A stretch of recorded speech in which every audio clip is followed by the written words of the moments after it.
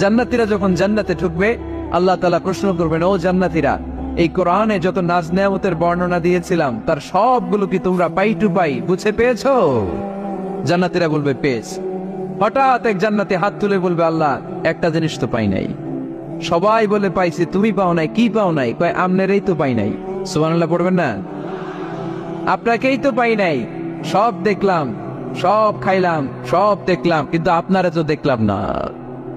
আল্লাহ তাআলা তখন বিশাল জান্নাতের এক কনফারেন্স রুমে সবাইকে বসিয়ে আল্লাহর দিদার মানুষকে দেখাবেন। আল্লাহ তাআলা তার গোপন সৌন্দর্যকে সেদিন জান্নাতীদের সামনে প্রকাশ করে দিবেন। আল্লাহর হাবিব বসবেন ওই কনফারেন্স রুমে সবার সামনে। আল্লাহর হাবিবের পেছনে বসবে অন্যান্য নবীরা, তারপরে সোহাদা, সালেহিন, আউলিয়া সবাই বসবে ওই জান্নাতের কনফারেন্স রুমে। আমরাও যেন বসার জায়গায় পাই, আল্লাহ তুমি তৌফিক দিয়ে দিও। আল্লাহ তাআলা অনেকগুলো নূরের পর্দার পেছন থেকে নূরের ঝলকানি মারবে।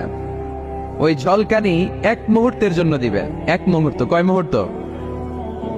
70,000 নূরের পর্দার কথা বলা হয়, এই বর্ণনাটাও দুর্বল। পর্দা আছে কিন্তু কয় হাজার জানে কে?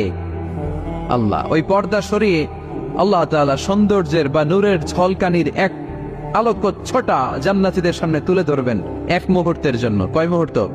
আলোকচ্ছটা দিয়েই আবার নাই, আবার সরাই ফেলবে। ওই এক মুহূর্ত দেখে জান্নাতীরা পাগল হয়ে যাবে, অপলক নেত্রে তাকিয়ে থাকবে। এইভাবে চোখের পলক ফেলবে না, চোখ মেলে তাকিয়ে আছে। কিন্তু সামনে কিন্তু আল্লাহর নূর আর নাই, কারণ ওইটা আসছিল কয় মুহূর্তের জন্য? এক মুহূর্ত পরে নাই। কিন্তু কি যে দেখলাম, কত সুন্দর!